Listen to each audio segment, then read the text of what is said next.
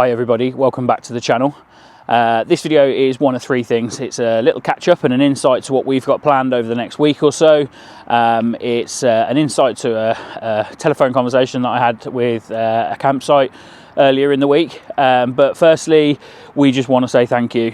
Thank you for helping us to get to 100,000 views. It's absolutely incredible, and we can't really believe that we've achieved that in well under a year of our YouTube channel.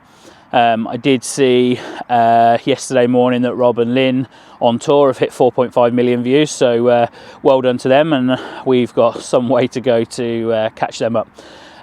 You will have seen maybe some posts on our socials, and like I said then, if you've watched our videos once and you're just one of those 100,000 views, then thank you very much. If this is the first time you've stumbled across our channel, then we hope you enjoy our content and hope that you'll stick with us through 2025. You will be able to see from our video that we put out on Wednesday some of the plans and exciting things for the channel that we've got coming up this year.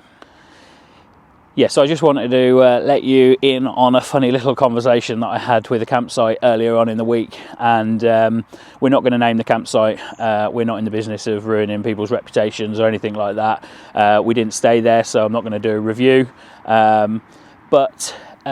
Yeah, so basically this campsite was a site that we didn't really want to stay at anyway. We needed to be in a specific area, and this campsite was already about £7 or £8 a night more expensive than one that was maybe a mile away from it. And I'm sure you've all seen this before, but it really irritates me.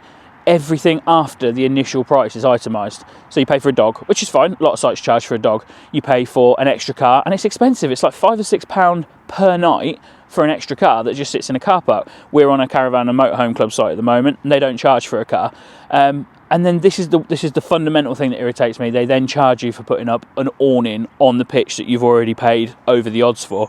So we tend to avoid those sites, and I think you're part of the problem if you maybe stay on those sites, if you pay those fees. But like I say, we needed to be in that area. So one thing that we will always do, we will phone ahead before we make a booking, and we will ask about the second car. As you all know, Sara goes to work early in the morning on a Monday, and I have till 2 p.m. to get the caravan back into storage. So I phoned up and basically just asked, can we have a second car? Where would it go? And do they have a barrier system? Because some sites have a barrier system where they're sort of like automatically locked down between, say, 11 p.m. and 7 a.m. and Sara needs to leave around 6 o'clock in the morning. So her attitude was kind of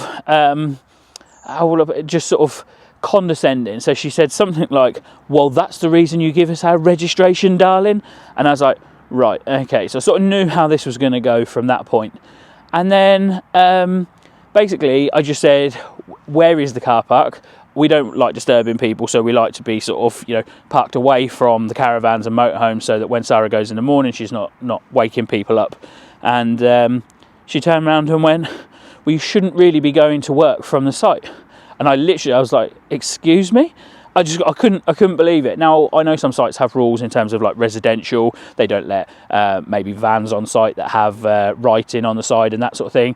But Sara's literally going to work from there because we've been away for a weekend, and rather than going home to get ready, she gets ready from the caravan, she just drives to work. We do it all year round. We do it in multiple sites. So then when I kind of sort of said, what do you mean? We do it all the time. She was like, well, that's our terms and conditions. So fair enough, I can't really argue with that, but because of the attitude, because of the price, there was no way we were going to stay there. So that was the end of the telephone conversation. I did then go onto the website, looked at their booking terms and conditions. There's nothing on there about not being able to go to work.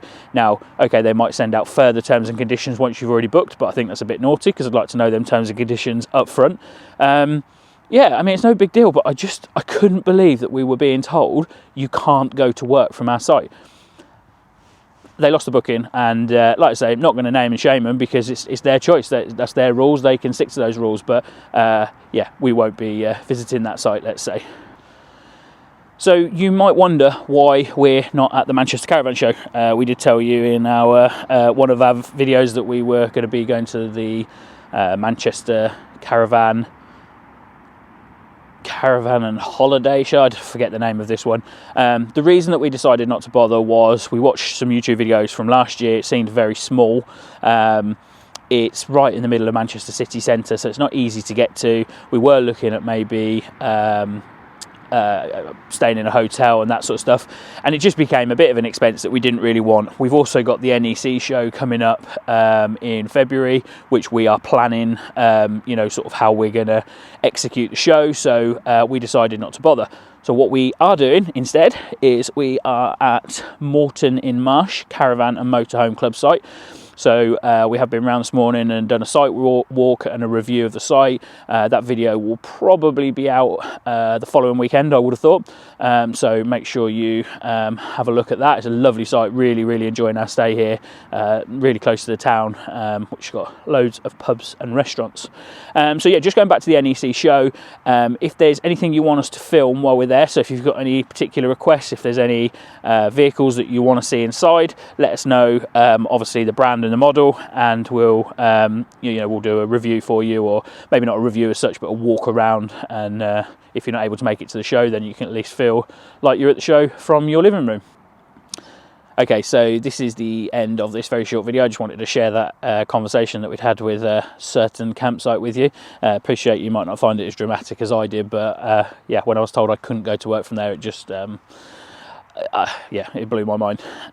Okay, so if you haven't already done so, please like and subscribe, and we will see you next weekend at this site for another review. Thanks for watching.